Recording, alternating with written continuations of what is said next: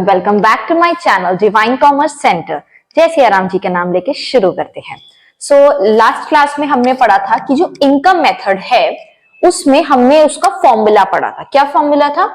Compensation of employees, जिसमें आता था वेजेस, सैलरी, एम्प्लॉयर कॉन्ट्रीब्यूशन, मतलब जो किसी के अंडर रह के हम काम कर रहे हैं वो। ऑपरेटिंग सरप्लस, इसमें आता था rent, interest, profit and royalty, that is किसी सोर्सेस से पैसा कमाना।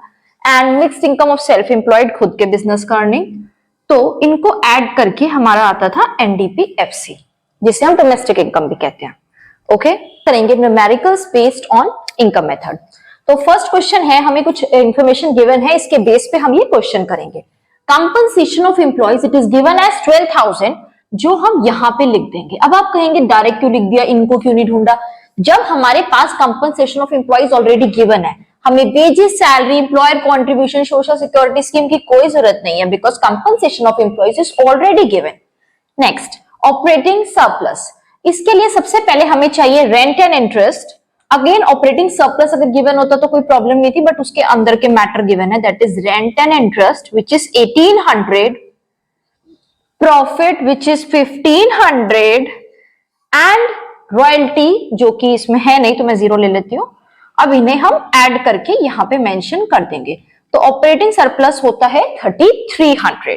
Then we have mixed income of self employed, वो है 1300। ओके, अब इन सब को हम ऐड कर देते हैं, तो इससे हमारा आ जाएगा एनडीपीएफसी 12,000 प्लस 3300 प्लस 1300, तो ये हो गया 336, 3, 4, 5, 6 एंड 1।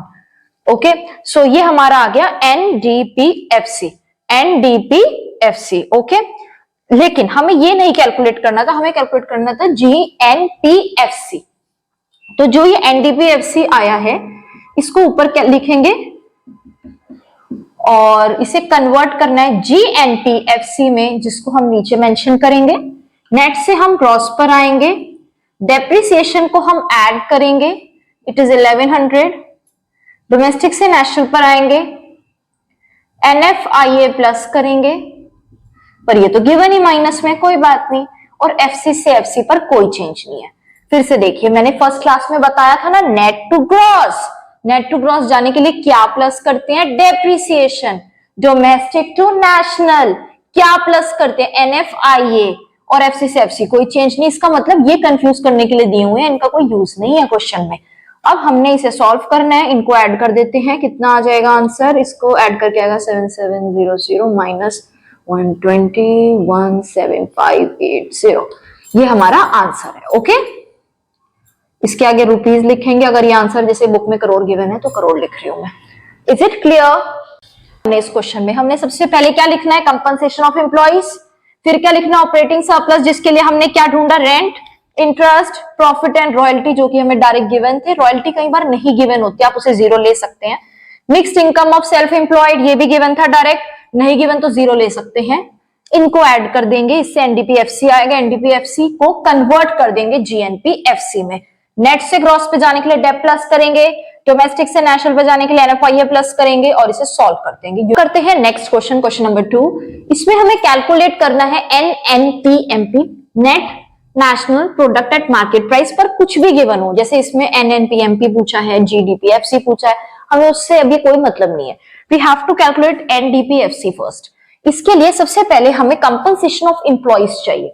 कंपनसेशन ऑफ एम्प्लॉइज के लिए या तो आपको डायरेक्ट गिवन हो कंपनसेशन ऑफ एम्प्लॉइज, देखिए कहीं है क्या? फिर देखिए म्यूलमेंट ऑफ एम्प्लॉइज, जो कि इसका अदर नेम है, वो है क्या? नहीं है।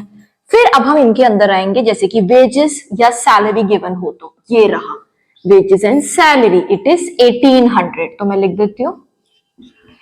फिर employer contribution to social security scheme, ये है 200। इन दोनों को ऐड करके इट बिकम्स 2000। तो कंपनसेशन ऑफ एम्प्लॉइज हमारे पास आ चुका है, ये आता है 2000। अब चाहिए ऑपरेटिंग सरप्लस। उसके लिए सबसे पहले हम ढूंढेंगे रेंट और इंटरेस्ट। रेंट एंड इंटरेस्ट 6000 है, इसमें एक साथ गिवन है, जरूरी नहीं अलग अलग भी हो सकता है। Then we have profit. अब आता है क्वेश्चन का मेन पॉइंट। मैंने आपको लास्ट क्लास में बताया था कि प्रॉफिट अगर डायरेक्ट गिवन है आप उसे ऐड कर दीजिए। क्या इसमें कहीं प्रॉफिट दिख रहा है? नहीं ना। तो प्रॉफिट कई बार डायरेक्ट नहीं गिवन होता। प्रॉफिट के 3 सब पार्ट्स होते हैं, वो क्या होते हैं मैं लिख देती हूँ। Profit is equal to dividend plus corporate tax, क्योंकि कंपनी पहले डिविडेंड बांट के अपने शेयर होल्डर को टैक्स देती है, और फिर जो बच जाता है उसे अनडिस्ट्रीब्यूटेड प्रॉफिट या रिटेन अर्निंग भी कहा जाता है। ये होता है प्रॉफिट का फॉर्मूला। एक और भी होता है, वो होता है corporate tax plus profit after tax. वो तब होता है जब हम डिविडेंड नहीं बांटते, तो कॉर्पोरेट टैक्स अलग से गिवन होगा, प्रॉफिट आफ्टर टैक्स गिवन होगा, उन्हें ऐड करना है। बट वो भी एक क्वेश्चन में हो सकता है। फिलहाल इसमें ये 3 चीजें हैं। तो डिविडेंड चाहिए हमें, ये रहा। कॉर्पोरेट टैक्स चाहिए, बताइए कहां है corporate tax, where is corporate tax, ये रहा। अनडिस्ट्रीब्यूटेड प्रॉफिट कहां है, ये रहा। अब इन्हें ऐड करेंगे, सो वी गेट 600 यहां ऐड कर दिया, तो 6600 हमारा ऑपरेटिंग सरप्लस आ जाता है। नेक्स्ट आता है mixed income of self employed 1000। अब इन सबको एक साथ ऐड करेंगे, इससे क्या आएगा, एनडीपीएफसी। तो 2000 प्लस 6600 प्लस 1000 कितना हो गया, ये 6 7 8 9 9600। This is the value of NDPFC. पर अभी आंसर नहीं आया, आंसर के लिए हमें ये चाहिए एनएनपीएमपी। अब सिंपली हम कन्वर्जन करेंगे, जैसा कि मैंने आपको पहले बताया था। तो कन्वर्जन करने के लिए ये जो एनडीपीएफसी है, क्योंकि ये हम कैलकुलेट कर चुके हैं, मैं इसे यहां लिख देती हूँ, ये हम लिख लेंगे, और जो हमें अब कैलकुलेट करना है वो इसके नीचे मेंशन करेंगे। दिस इज एनएनपीएमपी, ये कैलकुलेट करना है। अब एन से एन, नेट टू नेट, कोई चेंज ही नहीं है।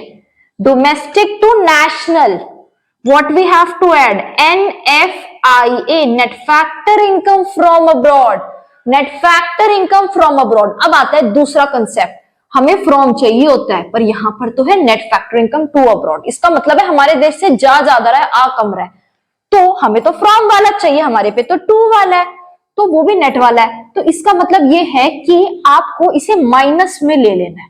मतलब वैसे तो ये ऐड होना था अगर फ्रॉम होता तो, क्योंकि वो आ रहा था पैसा, प्लस में आ रहा था, लेकिन यहां तो जा रहा है, तो ये किस में कन्वर्ट हो गया, माइनस में। भाई पैसा जाएगा तो लॉस ही है ना, तो माइनस में जाएगा।